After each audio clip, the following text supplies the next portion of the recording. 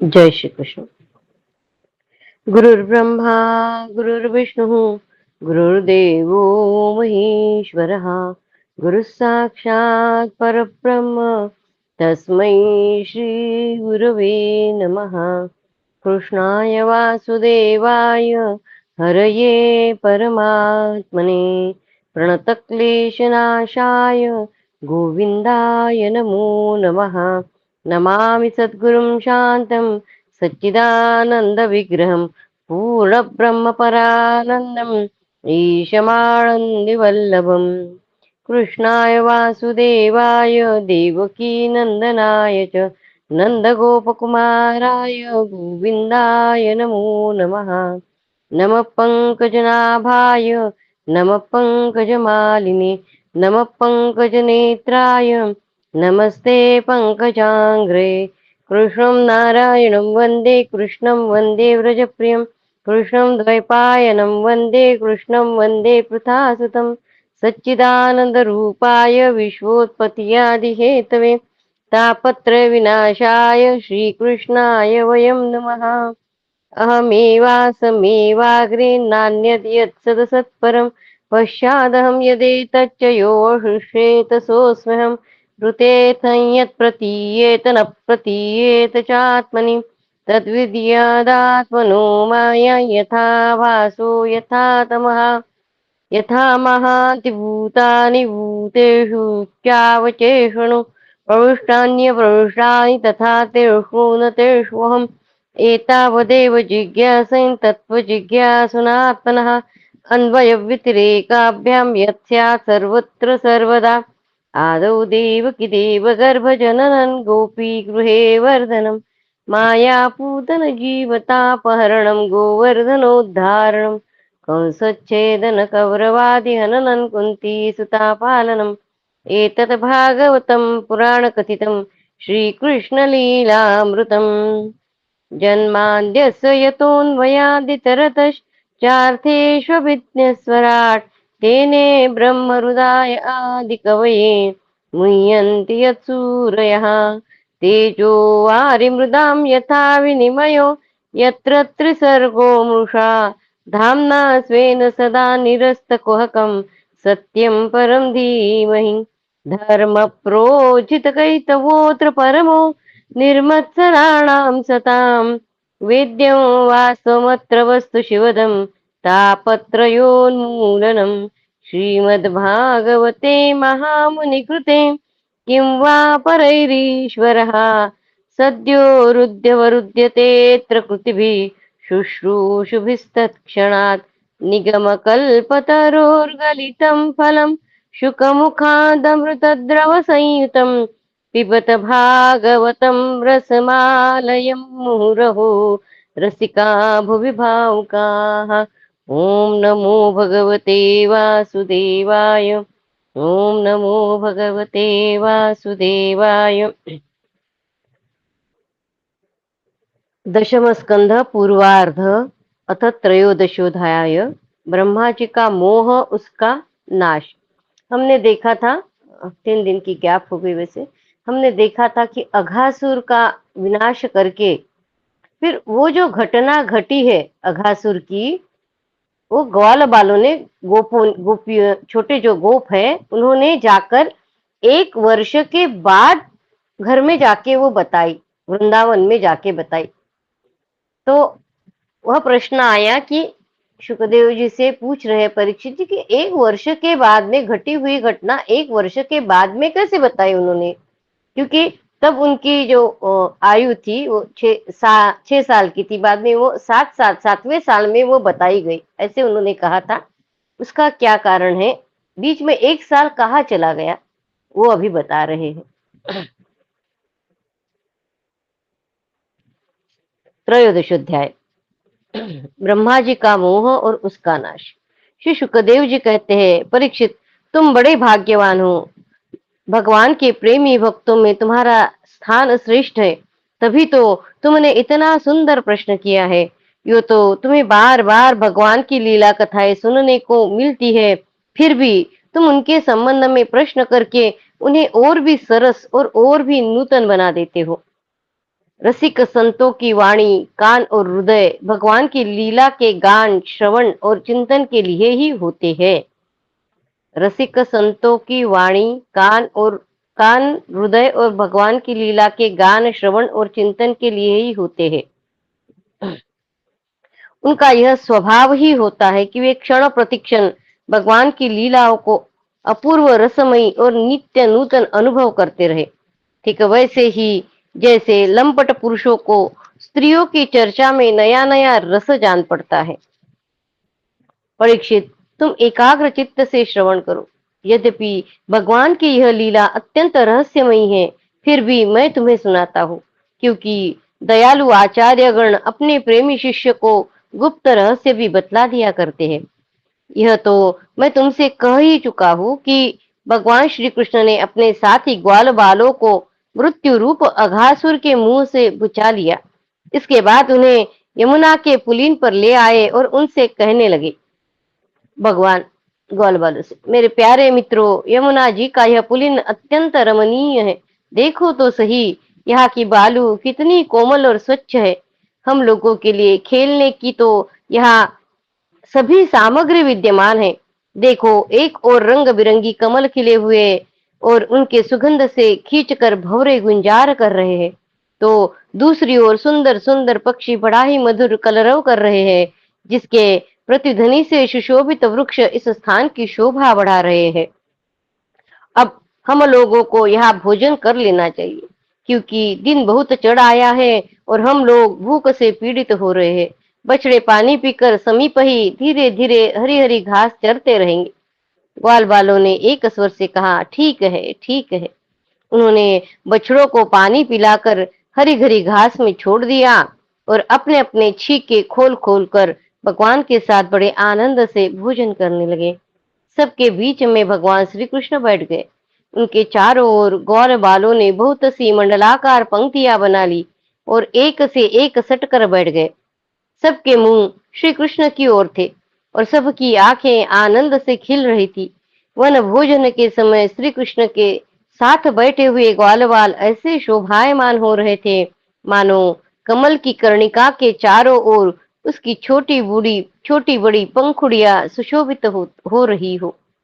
कोई पुष्प तो कोई पत्ते, कोई कोई पल्लव, अंकुर, फल, छीके, छाल एवं पत्थरों के पात्र बनाकर भोजन करने लगे। भगवान श्री कृष्ण और ग्वाल बाल सभी परस्पर अपनी अपनी भिन्न भिन्न रुचि का प्रदर्शन करते। कोई किसी को हंसा देता तो कोई स्वयं ही हंसते हंसते लोटपोट हो जाता। इस प्रकार वे सब भोजन करने लगे। उस समय श्री कृष्ण की छटा सबसे निराली थी। उन्होंने मुरली को तो कमर की फेट में आगे की ओर खोस लिया था। सिंगी और वेद बगल में दबा लिए थे। बाएं हाथ में बड़ा ही मंदुर मधुर घृत घृत मिश्रित दही भात का ग्रास था। घृत मिश्रित दही भात का ग्रास था और अंगुलियों में अदरक, नींबू आदि के अचार, मुरब्बे दबा रखे थे। ग्वाल बाल उनको चारों ओर से घेर कर बैठे हुए थे और वे स्वयं सबके बीच में बैठकर अपनी विनोद भरी बातों से अपने साथी ग्वाल बालों को हंसाते जा रहे थे। जो समस्त यज्ञों के एकमात्र भोक्ता है, वे ही भगवान ग्वाल बालों के साथ बैठकर इस प्रकार बाल लीला करते हुए भोजन कर रहे थे और स्वर्ग के देवता आश्चर्यचकित होकर यह अद्भुत लीला देख रहे थे। भरतवंश शिरोमणि इस प्रकार भोजन करते करते ग्वाल बाल भगवान की इस रसमय लीला में तन्मय हो गए। उसी समय उनके बछड़े हरी हरी घास के लालच से घोर जंगल में बड़ी दूर निकल गए। जब ग्वाल बालों को ध्यान ग्वाल बालों का ध्यान उस ओर गया, तब वो भयभीत हो गए। उस समय अपने भक्तों के भय को भगा देने वाले भगवान श्री कृष्ण ने कहा, मेरे प्यारे मित्रों, तुम लोग भोजन करना बंद मत करो, मैं अब भी बछड़ों को ले आता हूँ। ग्वाल बालों में ग्वाल बालों से इस प्रकार कहकर भगवान श्री कृष्ण हाथ में दही और भात का कौर लिए ही पहाड़ों, गुफाओं, कुंजों एवं अनन्य भयंकर स्थानों में अपने साथियों के बछड़ों को ढूंढने चल दिए। परीक्षित, ब्रह्मा जी पहले से ही आकाश में उपस्थित थे। प्रभु के प्रभाव से अघासुर का मोक्ष देखकर उन्हें बड़ा आश्चर्य हुआ था। ब्रह्मा जी को उन्होंने सोचा कि लीला से मनुष्य बालक बने हुए भगवान श्री कृष्ण की कोई और मनोहर महिमामयी लीला देखनी चाहिए। ऐसा सोचकर उन्होंने पहले तो बछड़ों को और भगवान श्री कृष्ण के चले जाने पर ग्वाल बालों को भी अन्यत्र ले जाकर रख दिया और स्वयं अंतर्धान हो गए। अतंतः वे जड़ कमल की ही तो संतान है। पहले वो जो उनका गोधन था उसको छिपा लिया। जब भगवान उनको ढूंढने गए तो बाद में ये ग्वाल बाल बैठे हुए थे, इनको भी ब्रह्मा जी ने अपनी लीला से छुपा दिया है। भगवान श्री कृष्ण बछड़े न मिलने पर यमुना जी के पुलिन पर लौट आए, परंतु यहाँ क्या देखते हैं कि ग्वाल बाल भी नहीं है। तब उन्होंने वन में घूम घूम कर चारों ओर उन्हें ढूंढा, परंतु जब ग्वाल बाल और बछड़े उन्हें कहीं नहीं मिले, तब वे तुरंत जान गए कि यह सब ब्रह्मा की करतूत है। वे तो सारे विश्व के एकमात्र ज्ञाता है। अब भगवान श्री कृष्ण ने बछड़ों और ग्वाल बालों की माताओं को तथा ब्रह्मा जी को भी आनंदित करने के लिए अपने आप को ही बछड़ों और ग्वाल बालों दोनों के रूप में बना लिया। भगवान खुद ही सारे बछड़े बन गए और भगवान खुद ही सारे ग्वाल बाल बन गए, दोनों के रूप में बना लिया, क्योंकि वे ही तो संपूर्ण विश्व के कर्ता सर्वशक्तिमान ईश्वर है। यहाँ एक विश्लेषण दिया है। भगवान सर्वसमर्थ है। वे ब्रह्मा जी के चुराए हुए ग्वाल बाल और बछड़ों को ला सकते थे, किंतु इससे ब्रह्मा जी का मोह दूर न होता और वे भगवान की उस दिव्य माया का ऐश्वर्य न देख सकते, जिसने उनके विश्वकर्ता होने के अभिमान को नष्ट किया। ब्रह्मा जी को अभिमान है कि मैं ही विश्वकर्ता हूँ, उसका अभिमान उनको हो गया है, इसलिए उन्होंने ऐसा किया। इसलिए भगवान उन्हीं ग्वाल बाल और बछड़ों को न लाकर स्वयं ही वैसे ही एवं उतने ही ग्वाल बाल और बछड़े बन गए। परीक्षित, वे बालक और बछड़े संख्या में जितने थे, जितने छोटे छोटे उनके शरीर थे, उनके हाथ पैर जैसे जैसे थे, उनके पास जितनी और जैसी छड़िया, सिंगी, बांसुरी, पत्ते और छीके थे जैसे, और जितने वस्त्राभूषण थे, उनके शील, स्वभाव, गुण, नाम, रूप और अवस्थाएं जैसी थी। जिस प्रकार वे खाते पीते और चलते थे, ठीक वैसे ही और उतने ही रूपों में सर्व स्वरूप भगवान श्री कृष्ण प्रकट हो गए। उस समय यह संपूर्ण जगत विष्णु रूप है। यह वेदवाणी मानो मूर्तिमती होकर प्रकट हो गई। यह संपूर्ण जगत विष्णु रूप है, ऐसे हम कहते हैं। तो वो जो समय था उस वक्त वो कहते हैं कि क्योंकि ग्वाल बाल भी श्री कृष्ण ही है, बछड़े भी, हर एक वस्तु श्री कृष्ण का ही रूप था, इसलिए वेदवाणी मानो मूर्तिमती होकर प्रकट हो गई है। सर्वात्मा भगवान स्वयं ही बछड़े बन गए और स्वयं ही ग्वाल बाल।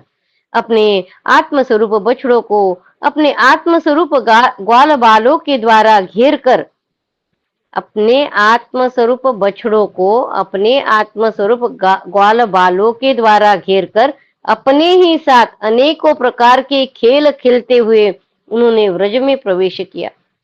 परीक्षित, जिस ग्वाल बाल के जो बछड़े थे, उन्हें उसी ग्वाल बाल के रूप से अलग अलग ले जाकर उसकी बाखल में घुसा दिया और विभिन्न बालकों के रूप में उनके भिन्न भिन्न घरों में चल गए। जो बछड़े थे वो अपने अपने इसमें उन्होंने भेज दिए और स्वयं भगवान ही उनका रूप लेकर सबके घर में चले गए। जिस जिस ग्वाल बाल का जो जो घर था उसमें भगवान स्वयं ही उसका रूप लेकर चले गए। ग्वाल बालों की माताएं बांसुरी की तान सुनते ही जल्दी से दौड़ाई। ग्वाल बाल बने हुए पर ब्रह्म श्री कृष्ण को अपने अपने बच्चे समझकर हाथों से उठाकर उन्होंने जोर से हृदय को लगा लिया। वे अपनी स्तनों से वात्सल्य स्नेह की अधिकता के कारण सुधा से भी मधुर और आसव से भी मादक चुचुआता हुआ दूध उन्हें पिलाने लगी। परीक्षित, ये जो बताया कि अभी हर एक रूप लेकर ग्वाल बाल हर एक के घर में गए हैं, माता उसको लेकर दूध पिला रही है, पहले एक बार ऐसा आया था कि यशोदा का और अन्य माताओं का उन्होंने दूध पिया था, ऐसा एक वाक्य आया था। तब मैंने कहा था कि ये आगे आएगा, तो इसलिए वो अन्य माताओं का दूध कैसे पिया, यशोदा जी का ही पिया, हम ये सोच रहे थे। तो ये वो प्रसंग है कि हर एक ग्वाल बाल श्री कृष्ण ही है। वो अपने घर में जब गया है तो उस गोपी को लगता है कि ये मेरा ही बालक है, और वो उसको दूध पिला रही है, यानी श्री कृष्ण को ही वो दूध पिला रही थी, और इसीलिए उन्होंने अन्य माताओं का दूध ऐसे कहा था। ग्वालिनों के सामने गौवे गौवे भी जब जंगलों में से चरकर जल्दी जल्दी लौटती और उनकी हुंकार सुनकर उनके प्यारे बछड़े दौड़कर उनके पास आ जाते, तब वे बार बार उन्हें अपने जीभ से चाटती और अपना दूध पिलाती। उस समय स्नेह की अधिकता के कारण उनके थनों से स्वयं ही दूध की धारा बहने लगती। गैया भी श्री कृष्ण है, बछड़े भी श्री कृष्ण है। इन गायों और ग्वालिनों का मातृभाव पहले जैसा ही ऐश्वर्य, ज्ञान रहित और विशुद्ध था। हाँ, अपने असली पुत्रों की अपेक्षा इस समय उनका स्नेह अवश्य अधिक था। अपने पुत्रों की अपेक्षा इस समय उनका स्नेह अवश्य अधिक था। इसी प्रकार भगवान भी उनके पहले पुत्रों के समान ही पुत्र भाव दिखला रहे थे, परंतु भगवान में उन बालकों के जैसा मोह का भाव नहीं था कि मैं इनका पुत्र हूँ। सब कुछ था, सिर्फ भगवान में ये मोह नहीं था कि मैं इनका पुत्र। वर्तन वैसे ही करते थे पर मोह नहीं था। अपने अपने बालकों के प्रति ब्रजवासियों की स्नेहलता दिन प्रतिदिन 1 वर्ष तक धीरे धीरे बढ़ती ही गई, यहाँ तक कि पहले श्री कृष्ण में उनका जैसा असीम और अपूर्व प्रेम था, वैसा ही अपने बालकों के प्रति भी हो गया।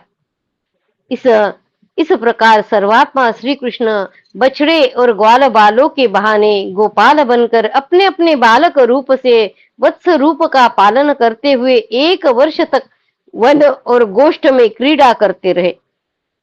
जब 1 वर्ष पूरा होने में 5-6 रातें शेष थी, तब एक दिन भगवान श्री कृष्ण बलराम जी के साथ बछड़ों को चराते हुए वन में गए। उस समय गौवे गोवर्धन की चोटी पर घास चल रही थी।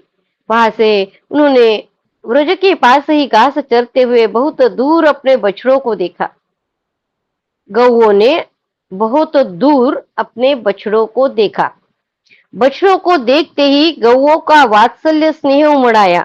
वे अपने आप की सुध बुध खो बैठी और ग्वालों के रोकने की कुछ भी परवाह न करके जिस मार्ग से वे न जा सकते थे, उस मार्ग से हुंकार करती हुई बड़े वेग से दौड़ पड़ी।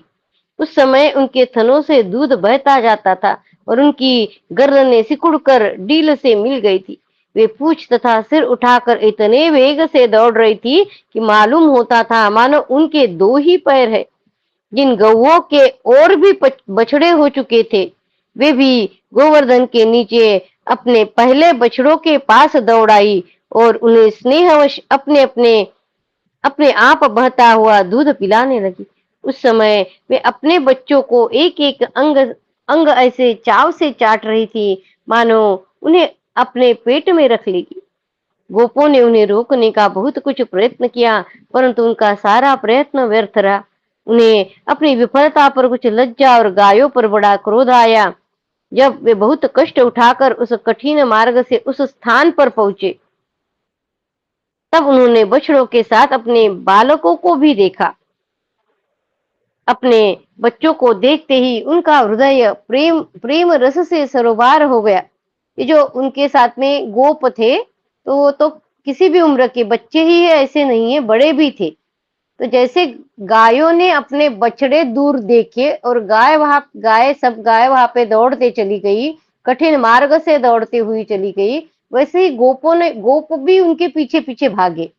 तो जब गोप उनके पीछे भागे हैं, तब उन गोपों को अपने बालक वहां पे दिखे हैं। अपने बच्चों को देखते ही उनका हृदय प्रेम रस से सरोबार हो गया। बालकों के प्रति अनुराग की बाढ़ आ गई। उनका क्रोध न जाने कहाँ हुआ हो गया। उन्होंने अपने अपने बालकों को गोद में उठाकर हृदय से लगा लिया और उनका मस्तक सूंघ कर अत्यंत आनंदित हुए। बूढ़े बूढ़े गोपों को अपने बालकों के आलिंगन से परम आनंद प्राप्त हुआ। वे निहाल हो गए। फिर बड़े कष्ट से उन्हें छोड़कर धीरे धीरे वहां से गए। जाने के बाद भी बालकों के और उनके आलिंगन के स्मरण से उनके उनके नेत्रों से प्रेम के आंसू बहते रहे। बलराम जी ने देखा कि व्रजवासी गोप, गौवे, ग्वालिनों की उन संतानों पर भी जिन्होंने अपनी माँ का दूध पीना छोड़ दिया है, क्षण प्रतिक्षण प्रेम संपत्ति और उसके अनुरूप उत्कंठा बढ़ती जा रही है। तब वे विचार में पड़ गए, क्योंकि उन्हें इसका कारण मालूम मालूम न था। यह कैसी विचित्र बात है। सर्वात्मा श्री कृष्ण में व्रजवासियों का और मेरा जैसा पूर्व स्नेह है, वैसा ही इन बालकों और बछड़ों पर भी बढ़ता जा रहा है। जैसे श्री कृष्ण पर सबका स्नेह था, वैसे ही बाकी अन्य बालकों पर भी उनका स्नेह बढ़ता जा रहा है।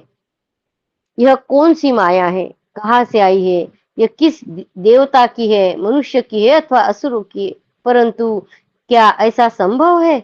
नहीं नहीं, यह तो मेरे प्रभु की ही माया है, और किसी की माया में ऐसी सामर्थ्य नहीं है जो मुझे भी मोहित कर ले। बलराम जी मन ही मन विचार कर बलराम जी ने ऐसा विचार करके ज्ञान दृष्टि से देखा तो उन्हें ऐसा मालूम हुआ कि इन सब बछड़ों ग्वाल बालों के रूप में केवल श्री कृष्ण ही श्री कृष्ण है।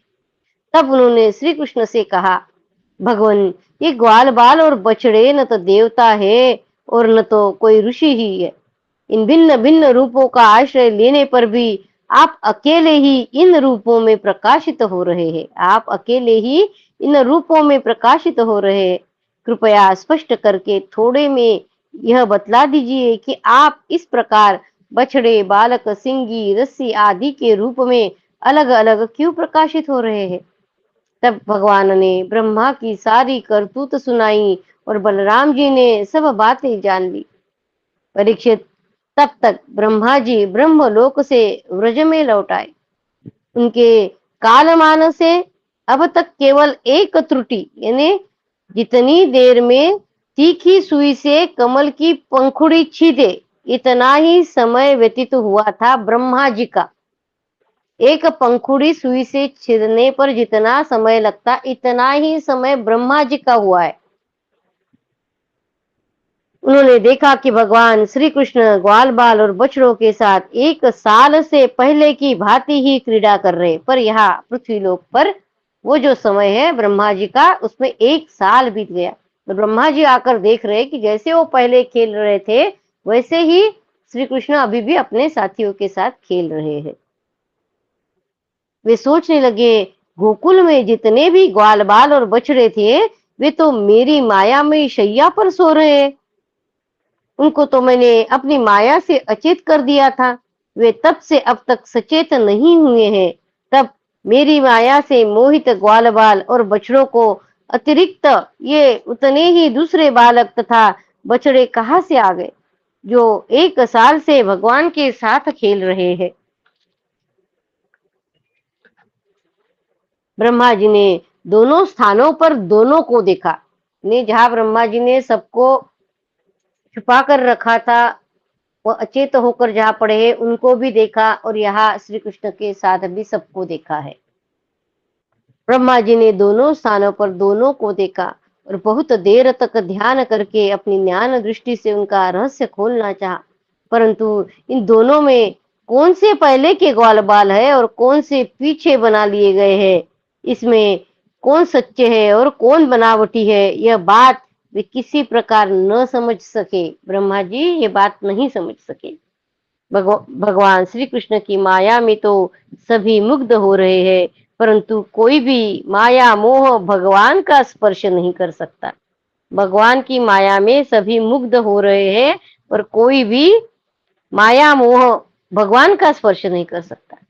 ब्रह्मा जी उन्हीं भगवान श्री कृष्ण को अपनी माया से मोहित करने चले थे, किंतु उनको मोहित करना तो दूर रहा, वे अजन्मा होने पर भी अपनी माया से अपने आप मोहित हो गए।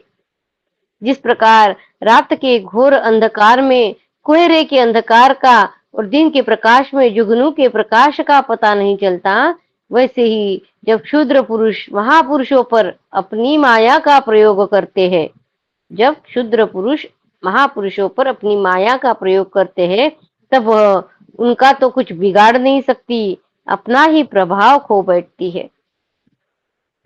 ब्रह्मा जी विचार कर रहे थे कि उनके देखते देखते उसी क्षण सभी ग्वाल बाल और बछड़े श्री कृष्ण के रूप में दिखाई देने पड़े।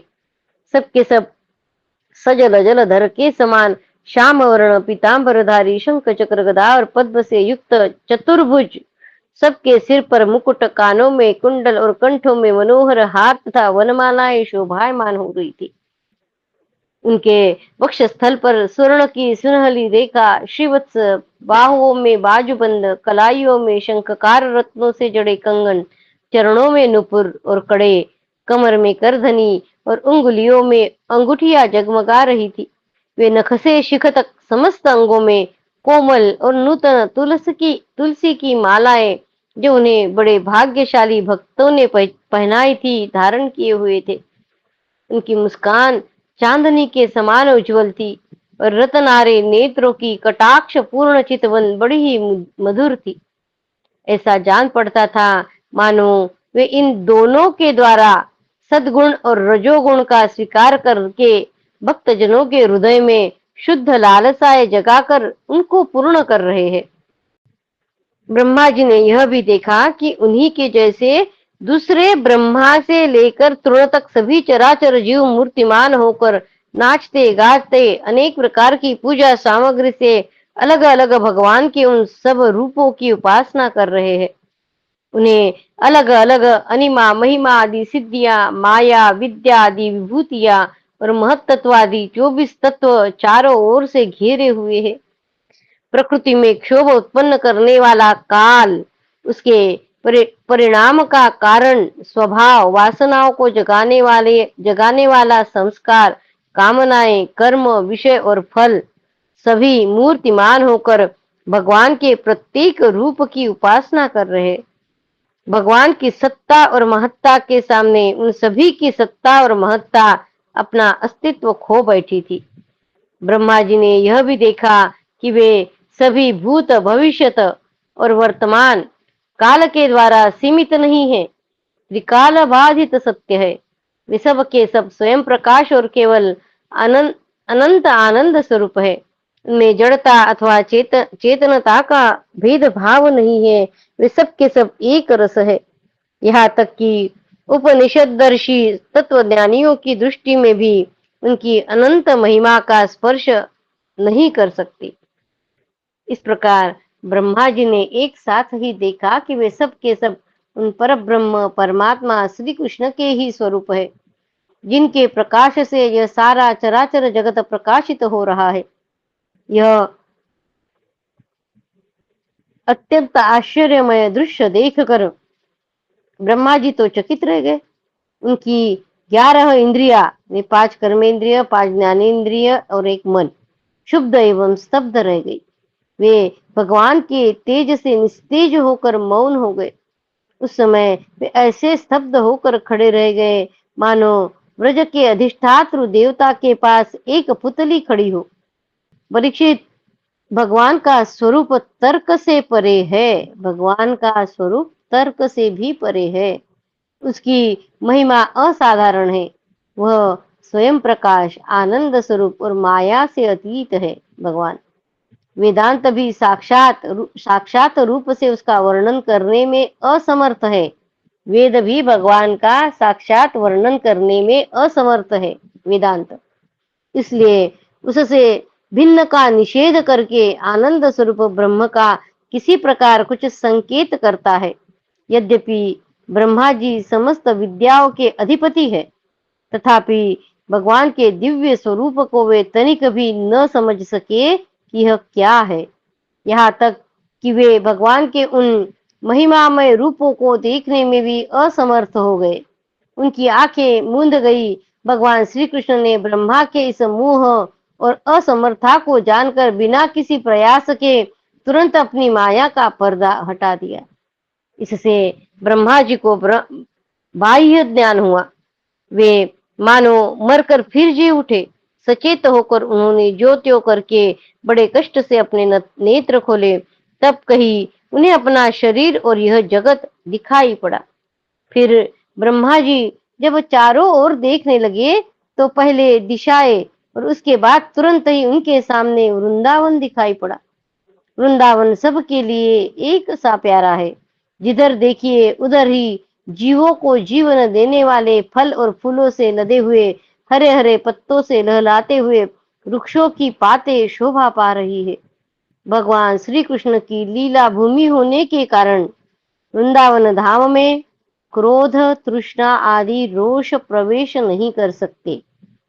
भगवान श्री कृष्ण की लीला भूमि होने के कारण वृंदावन में क्रोध, तृष्णा और दोष प्रवेश नहीं कर सकते और वहां स्वभाव से ही परस्पर दुष्ट वैर रखने वाले मनुष्य और पशु पक्षी भी प्रेमी मित्रों के समान हिल हिल मिलकर एक साथ रहते हैं।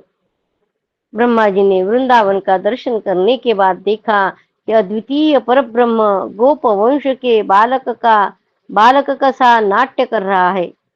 एक होने पर भी उसके सखा है, अनंत होने पर भी वह इधर उधर घूम रहा है। एक होने पर भी उसके सखा है, अनंत होने पर भी इधर उधर घूम रहा है और उसका ज्ञान अगाध होने पर भी वह अपने ग्वाल बाल और बछड़ों को ढूंढ रहा है। अगाध ज्ञान होने पर भी अपने ग्वाल बाल और बछड़ों को ढूंढ रहा है। ब्रह्मा जी ने देखा कि जैसे भगवान श्री कृष्ण पहले अपने हाथ में दही और भात का कौर लिए उन्हें ढूंढ रहे थे। जब ढूंढने निकले थे तब उनके हाथ में कौर था। तो ब्रह्मा जी देख रहे हैं। ब्रह्मा जी ने देखा कि जैसे भगवान श्री कृष्ण पहले हाथ में दही भात का कौर लिए उन्हें ढूंढ रहे थे, वैसे ही अब भी अकेले ही उनकी खोज में लगे हैं। भगवान को देखते ही ब्रह्मा जी अपने वाहन हंस पर से कूद पड़े और सोने के समान चमकते हुए अपने शरीर से पृथ्वी पर दंड की भांति गिर पड़े। उन्होंने अपने चारों मुकुटों के अग्रभाग से भगवान के चरण कमलों का स्पर्श करके नमस्कार किया और आनंद के आंसुओं की धारा से उन्हें नहला दिया। चारों मुकुटों, ब्रह्मा जी के चार मुख है इसलिए कहा है। वे भगवान श्री कृष्ण की पहले देखी हुई महिमा का बार बार स्मरण करते, उनके चरणों पर गिरते, उठ उठ कर फिर गिर पड़ते। इसी प्रकार बहुत देर तक वे भगवान के चरणों में ही पड़े रहे। फिर धीरे धीरे उठे, अपने नेत्रों के आंसू पोंछे, प्रेम और मुक्ति के एकमात्र उद्गम भगवान को देखकर उनका सिर झुक गया। वे कांपने लगे, अंजलि बांधकर बड़ी नम्रता और एकाग्रता के साथ गदगद वाणी से भगवान की स्तुति करने लगे। इति श्रीमद्भागवते महापुराणे पारमहंस्यां संहितायां दशमस्कन्धे पूर्वार्धे त्रयोदशोऽध्यायः। कृष्णाय वासुदेवाय हरये परमात्मने प्रणतक्लेशनाशाय गोविन्दाय नमो नमः। ओम नमो भगवते वासुदेवाय। ओम नमो भगवते वासुदेवाय। अथ चतुर्दशोऽध्यायः। ब्रह्मा जी के द्वारा भगवान की स्तुति। ब्रह्मा जी ने स्तुति की, प्रभु एकमात्र आप ही स्तुति करने योग्य है। मैं आपके चरणों में नमस्कार करता हूँ। आपका यह शरीर वर्षाकालीन मेघ के समान श्यामल है। इस पर स्थिर बिजली के समान झिलमिल करता हुआ पीताम्बर शोभा पाता है। आपके गले में घुंची की माला, कानों में मकराकृति कुंडल तथा सिर पर मोर पंखों का मुकुट है। इन सब की कांति से आपके मुख पर अनोखी छटा छिटक रही है। वक्षस्थल पर लटकती हुई वनमाला और नन्ही सी हथेली पर दही भात का कौर, बगल में बेत और सिंगी तथा कमर की फेट में आपकी पहचान बताने वाली बांसुरी शोभा पा रही है। आपके कमल से सुकोमल परम सुकुमार चरण और यह गोपाल बालक का सुमधुर वेश, मैं और कुछ नहीं जानता, बस मैं तो इन्हीं चरणों पर निछावर हूँ। स्वयं प्रकाश परमात्मन आपका यह श्री विग्रह भक्तजनों की लालसा अभिलाषा पूर्ण करने वाला है। यह आपकी चिन्मयी इच्छा का मूर्तिमान स्वरूप मुझ पर आपका साक्षात कृपा प्रसाद है। मुझे अनुग्रहित करने के लिए ही आपने इसे प्रकट किया है। कौन कहता है कि यह पंचभूतों की रचना है? प्रभु, यह तो अप्राकृत शुद्ध सत्वमय है। मैं या और कोई समाधि लगाकर भी आपके इस सच्चिदानंद विग्रह की महिमा नहीं जान सकता। जो रूप का वर्णन किया अभी, उसके बारे में ब्रह्मा जी बोल रहे हैं कि मैं या और कोई समाधि लगाकर भी आपके इस सच्चिदानंद विग्रह की महिमा नहीं जान सकता। फिर आत्मा आत्मानंदानुभव स्वरूप साक्षात आपकी ही महिमा को तो ऐसे कोई एकाग्र मन से भी कैसे जान सकता है? प्रभु, जो लोग ज्ञान के लिए प्रयत्न करके अपने स्थान में ही स्थित रहकर केवल सत्संग करते हैं, जो लोग ज्ञान के लिए प्रयत्न न करके अपने स्थान में ही स्थित रहकर केवल सत्संग करते, ज्ञान प्राप्ति के लिए प्रयत्न नहीं करते हैं, जहां है वही रहकर सत्संग करते हैं सिर्फ, और आपके प्रेमी संत पुरुषों के द्वारा गाई हुई आपकी लीला कथा को जो उन लोगों के पास रहने से अपने आप सुनने को मिलती है। सत्संग करते हैं प्रेमी संत पुरुषों का, जो लीला कथा का गान करते हैं, जो उन लोगों के पास रहने से अपने आप सुनने को मिलती है। संतों के पास रहते हैं, अपने स्थान में ही स्थित रहकर सत्संग करते हैं, संतों के पास रहते हैं, संतों के पास रहकर लीला कथा का श्रवण करते हैं। उनको अपने आप वो सुनने को मिलता है, क्योंकि संत लोग तो वही करते रहते हैं। लोगों के पास रहने से अपने आप सुनने को मिलती है। शरीर, वाणी और मन से विनयावनत होकर सेवन करते हैं, यहाँ तक कि उसे ही अपना जीवन बना लेते हैं, भगवान की लीला कथा को। उसके उसके बिना जी नहीं सकते। प्रभु, यद्यपि आप पर त्रिलोकी में कोई कभी विजय नहीं प्राप्त कर सकता है, आपको त्रिलोकी में कोई भी कभी विजय नहीं प्राप्त कर सकता, फिर भी वे आप पर विजय प्राप्त कर, ऐसे जो भक्त है वे भगवान पर विजय प्राप्त कर लेते, आप उनके प्रेम के अधीन हो जाते। ब्रह्मा जी बता रहे, भगवान की स्तुति कर रहे कि आप कैसे हैं। भगवान, आपकी भक्ति सब प्रकार के कल्याण का मूल स्रोत है, उद्गम है। भक्ति जो है वो हर प्रकार के कल्याण का मूल स्रोत है। जो लोग उसे छोड़कर केवल ज्ञान की प्राप्ति के लिए श्रम उठाते और दुख भोगते हैं, उनको बस क्लेश ही क्लेश हाथ लगता है और कुछ नहीं। जैसे थोती भूसी कूटने वाले को केवल श्रम ही मिलता है, चावल नहीं। वो बता रहे हैं कि ये जो भक्ति बताई उन्होंने, एक स्थान पर रहकर संत पुरुषों के साथ रहते हैं और संत पुरुष के साथ रहकर कथा सुनते हैं भगवान की, वही उनके जीवन का आलंबन हो जाता है, भगवान की लीला कथा ही, बाकी कुछ न करके भी। तो ऐसे जो भक्त है, तो उन्होंने क्या कहा कि वे ऐसे भक्त आप पर विजय प्राप्त कर लेते हैं, आप उनके प्रेम के अधीन होता है, ऐसे ऐसे भक्तों के भगवान अधीन हो जाते हैं, ऐसा उन्होंने कहा। फिर अभी कह रहे कि आपकी भक्ति सब प्रकार के कल्याण का मूल स्रोत है। जो लोग इस भक्ति को छोड़ देते, ऐसा करने से, ऐसा न करके दूसरा करते, दूसरा क्या करते हैं, केवल ज्ञान के प्राप्ति के लिए श्रम उठाते हैं, दुख भोगते हैं, उनको बस क्लेश ही हाथ में लगता है और कुछ नहीं। जैसे थोती भूसी कूटने वाले को केवल श्रम ही मिलता है, चावल नहीं। उदाहरण दिया है। हे अच्युत, हे अनंत, इस लोक में पहले भी बहुत से योगी हो गए हैं, जब उन्हें योगादि के द्वारा आपकी प्राप्ति न हुई, योगी हुए हैं पर उनको योग के द्वारा भी भगवान की प्राप्ति नहीं हुई, तब उन्होंने अपने लौकिक और वैदिक समस्त कर्म आपके चरणों में समर्पित कर दिए। उन समर्पित कर्मों से तथा आपकी लीला कथा से उन्हें आपकी भक्ति प्राप्त हुई। ऐसे जो ज्ञानी लोग थे, जो योगी थे, जो आपको पाना चाहते थे पर आपकी प्राप्ति नहीं हुई, तब उन्होंने क्या किया कि अपने लौकिक और वैदिक सारे कर्म भगवान के चरणों में समर्पित कर दिए। उन समर्पित कर्मों से तथा आपकी लीला कथा से उन्हें आपकी भक्ति, जो कर्म है करते थे वो उन्होंने भगवान को अर्पण कर दिए और भगवान की लीला कथा सुनी, इसी से उनको भक्ति प्राप्त हो गई है। उस भक्ति से ही आपके स्वरूप का ज्ञान प्राप्त करके, अभी वो भक्ति के बाद में उनको ज्ञान प्राप्त हुआ है, उस भक्ति से ही आपके स्वरूप का ज्ञान प्राप्त करके उन्होंने बड़ी सुगमता से आपके परम पद की प्राप्ति कर ली है। किए हुए कर्म भगवान के चरणों में समर्पित करके और भगवान के लीला कथा का श्रवण करके। हे अनंत, आपके सगुण निर्गुण दोनों स्वरूपों का ज्ञान कठिन होने पर भी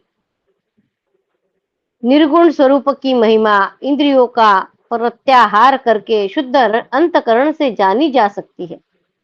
जानने की प्रक्रिया यह है, आपके सगुण निर्गुण दोनों स्वरूपों का ज्ञान कठिन होने पर भी, सगुण स्वरूप भी भगवान का हम देख पाए ये भी कठिन है और निर्गुण देख पाए ये भी कठिन है, फिर भी निर्गुण स्वरूप की महिमा इंद्रियों को प्रत्याहार करके शुद्ध अंतकरण से जानी जा सकती है।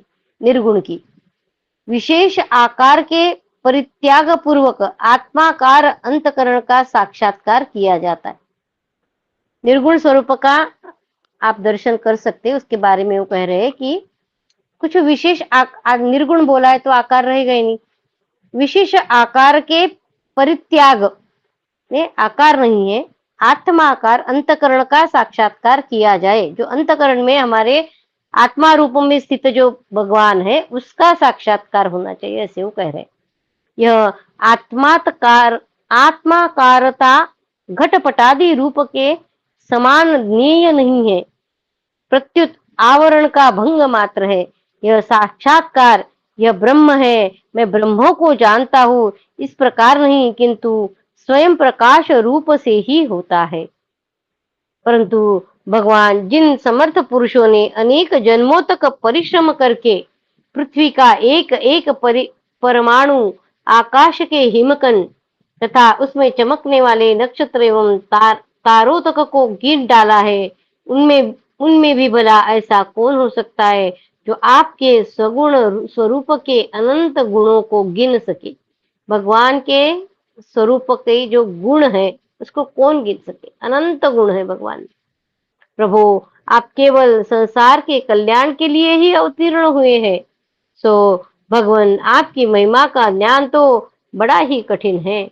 इसलिए जो पुरुष क्षण क्षण पर बड़ी उत्सुकता से आपकी कृपा का ही भली भांति अनुभव करता है और प्रारब्ध के अनुसार जो कुछ सुख या दुख प्राप्त होता है उसे निर्विकार मन से भोग लेता है, एवं जो प्रेम पूर्ण हृदय गदगद वाणी और पुलकित शरीर से अपने को आपके चरणों में समर्पित करता रहता है, इस प्रकार जीवन व्यतीत करने वाला पुरुष ठीक वैसे ही आपके परम पद का अधिकारी हो जाता है जैसे अपने पिता की संपत्ति का पुत्र होता है। 3-4 बातें बताई किसको वो कौन परम पद का अधिकारी हो जाता है। पहली बात बताई, जो क्षण क्षण पर बड़ी उत्सुकता से आपकी कृपा का ही भली भांति अनुभव करता है, भगवान है और मुझ पर कृपा हो रही है इसका अनुभव करता है। दूसरा, प्रारब्ध के अनुसार जो कुछ सुख या दुख प्राप्त होता है उसे निर्विकार मन से भोग लेता है।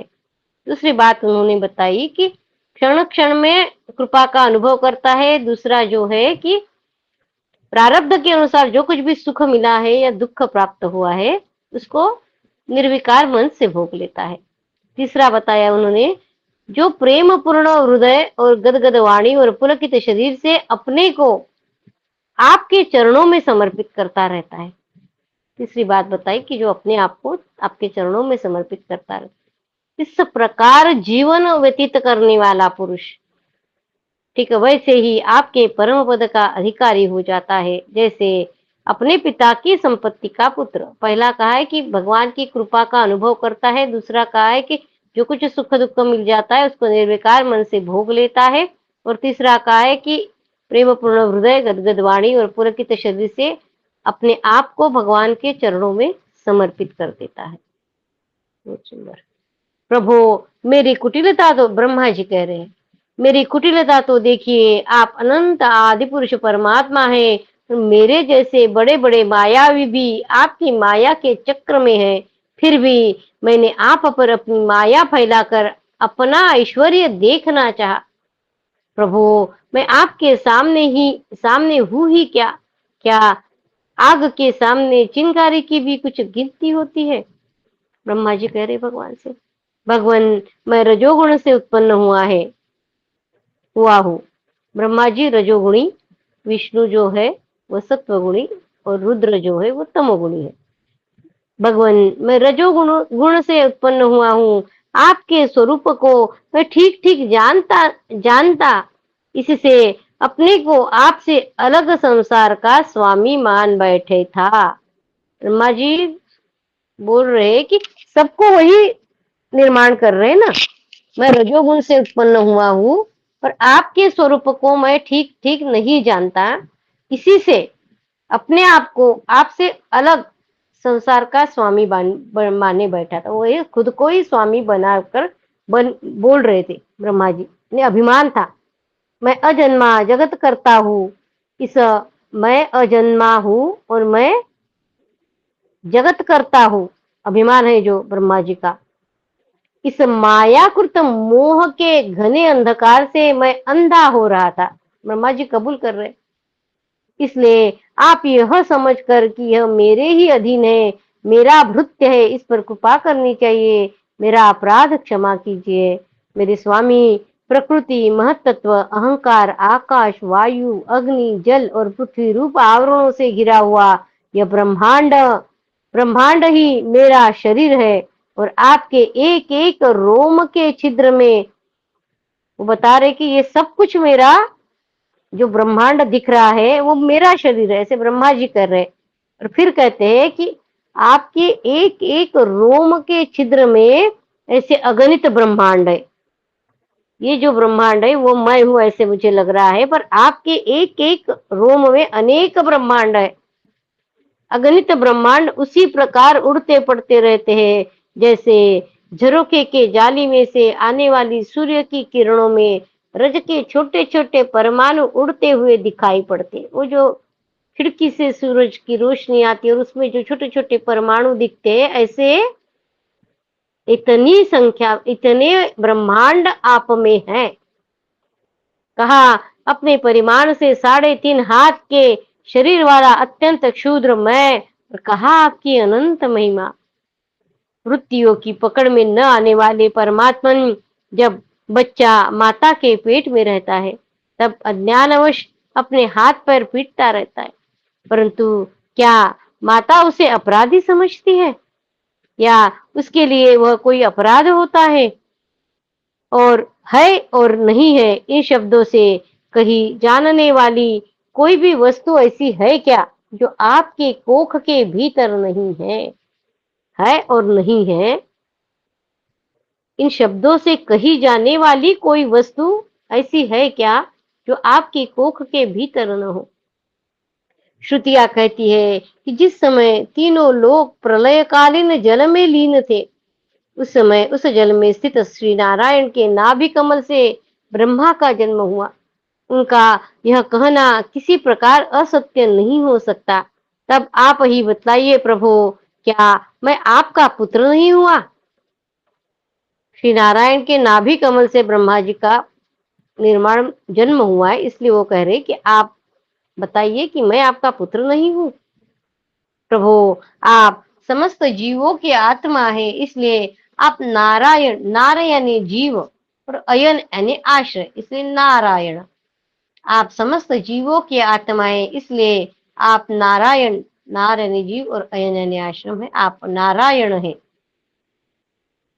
आप समस्त जगत के और जीवों के अधीश्वर है, इसलिए आप नारायण, वही नार यानी अलग अलग प्रकार से नारायण का अर्थ बता रहे। पहला उन्होंने बताया कि नार यानी जीव और अयन यानी आश्रय, इसलिए नारायण। फिर बता रहे कि आप समस्त जीवों के अधीश्वर है, इसलिए आप नार यानी जीव और अयन यानी प्रवर्तक है।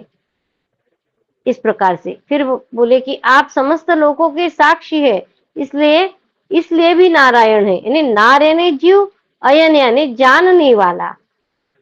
नार यानी जीव ये स्थिर है, पर अयन का जो अर्थ है वो अलग अलग बता रहे। नर से उत्पन्न होने वाले जल में निवास करने के कारण जिन्हें नारायण, नार यानी जल, अयन यानी निवास स्थान कहा जाता है। ये अर्थ हमें हमेशा पता है कि नार यानी जल और अयन यानी निवास स्थान। भगवान का निवास स्थान जल में है, इसलिए हम उसे नारायण कहते हैं, ये हमें पता है। नर से उत्पन्न होने वाले जल में निवास करने के कारण जिन्हें नारायण कहा जाता है, वे भी आपके एक अंश ही है। वह अंश रूप से दिखना भी सत्य नहीं है, आपकी माया ही है। भगवान, यदि आपका यह विराट स्वरूप सचमुच उस समय जल में ही था, तो मैंने उसी समय उसे क्यों नहीं देखा।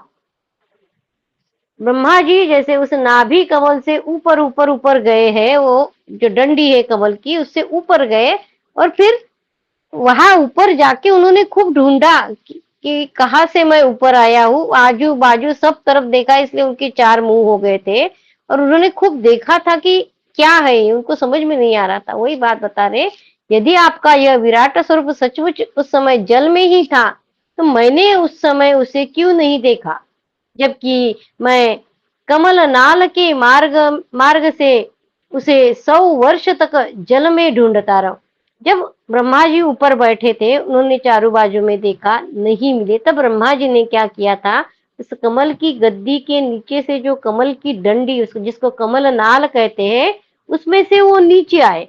अपना क्या स्थान है, मेरा उगम स्थान क्या है देखने के लिए, वहां से वो नीचे आए थे। तो वो बात बता रहे कि जबकि मैं कमल नाल के मार्ग से उस रूप को क्या है ये जानने के लिए 100 वर्षों तक जल में ढूंढता रहा। फिर जब मैंने तपस्या की, तब उसी समय मेरे हृदय में उनका दर्शन कैसे हो गया। वो वहां पे 100 वर्षों तक वो ढूंढते रहे, उनको सिर्फ एक शब्द सुनाई दिया था, तप। उससे ब्रह्मा जी तपश्चर्या में लग गए। तपश्चर्या जब कर रहे थे वो, तो तपश्चर्या करते करते करते एक बार उनको उसका दर्शन हो गया, और वो दर्शन कहाँ हुआ, तो उनके हृदय में हुआ था। एक बार फिर पढ़ेंगे, यदि आपका यह विराट स्वरूप सचमुच उस समय जल में ही था, तो मैंने उसी समय उसे क्यों नहीं देखा, जबकि मैं कमल नाल के मार्ग से उसे 100 वर्षों तक जल में ढूंढता रहा। फिर मैंने जब तपस्या की, तब उसी समय मेरे हृदय में उसका दर्शन कैसे हो गया, और फिर कुछ ही क्षणों में वह पुनः क्यों नहीं दिखा, अंतर्धान क्यों हो गया वह दर्शन।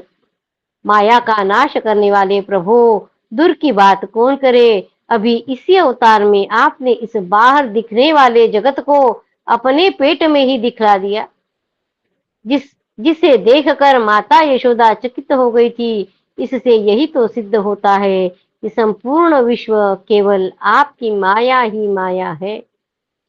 जब आपके सहित यह संपूर्ण विश्व जैसा बाहर दिखता है, वैसा ही आपके उदर में भी दिखा, तब क्या यह सब आपकी माया के बिना ही आप में प्रतीत हुआ है।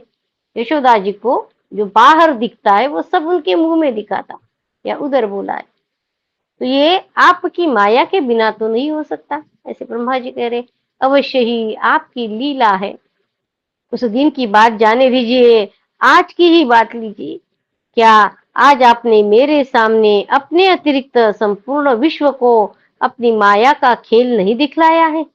पहले आप अकेले थे, फिर संपूर्ण ग्वाल बाल, बछड़े, छड़ी, छीके भी आप हो गए।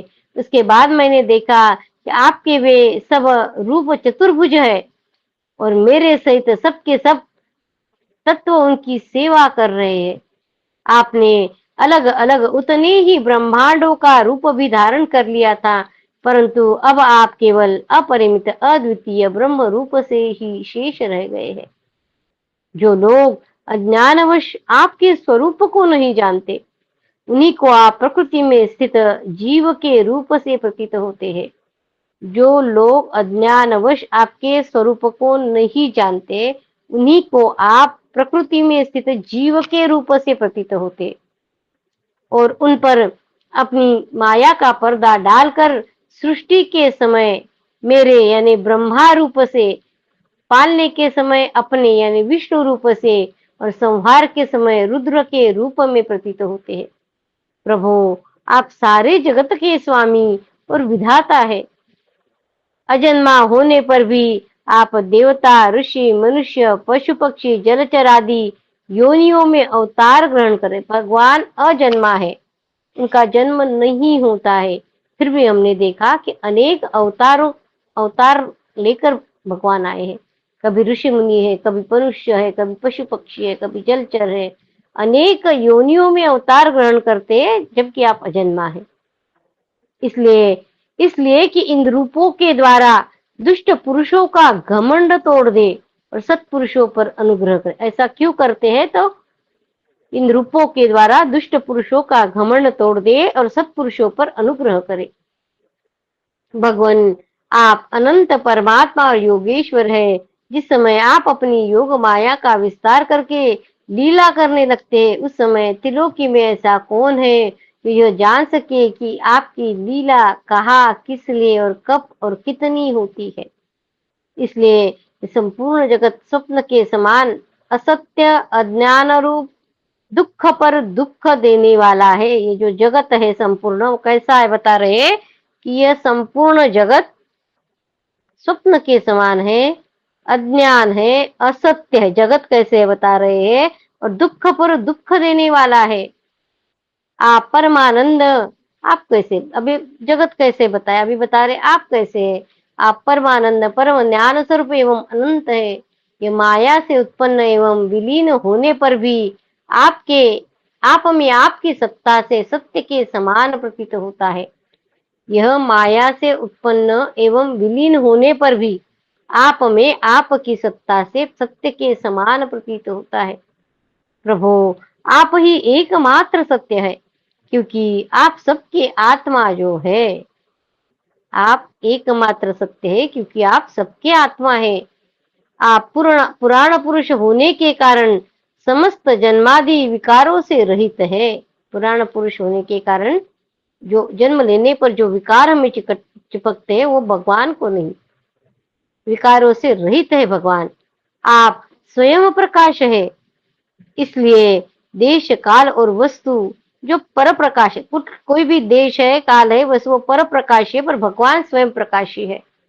किसी प्रकार आपको सीमित नहीं कर सकते। आप उनके भी आदि प्रकाशक है। जो प्रकाशक है, पर प्रकाश से जो प्रकाशित होते हैं, उनके भी आप प्रकाशक है। आप अविनाशी होने के कारण नित्य है। आपका आनंद अखंडित है। आप में न तो किसी प्रकार का मल है और न अभाव। आप पूर्ण एक है। समस्त उपाधियों से मुक्त होने के कारण आप अमृत स्वरूप है। आपका यह ऐसा स्वरूप समस्त जीवों का ही अपना स्वरूप है। आपका ऐसा जो स्वरूप है वो समस्त जीवों का ही स्वरूप है, अपना स्वरूप है। जो गुरु रूप सूर्य से तत्व ज्ञान रूप दिव्य दृष्टि प्राप्त करके उससे आपको अपने स्वरूप के रूप में साक्षात्कार कर लेते हैं, वे इस झूठे संसार सागर को मानो पार कर जाते हैं। संसार सागर के झूठा होने के कारण इससे पार जाना भी अविचार अविचार दशा की दृष्टि से ही है।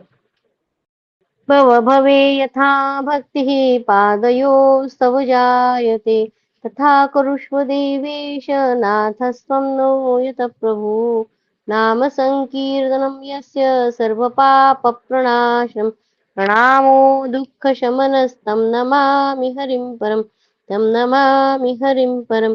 त्वदीयं वस्तु गोविन्द तुभ्यमेव समर्पये, तेन त्वदङ्घ्रिकमले रतिं मे यच्छ शाश्वतीम्। ॐ पूर्णमदः पूर्णमिदं पूर्णात् पूर्णमुदच्यते, पूर्णस्य पूर्णमादाय पूर्णमेवावशिष्यते। ओम शांति शांति शांति। हरि ओम तत्सत।